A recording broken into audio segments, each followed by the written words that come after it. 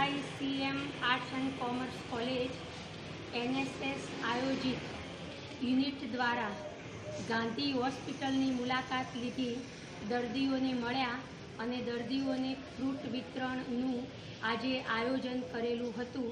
અમારી NSSની બહેનોએ બધા દર્દીઓને મળીને ફ્રૂટ આપ્યું હતું અને ખૂબ મજા પડી. દર્દીઓને મળીએ ત્યારે એનો આનંદ અલગ જ હોય છે.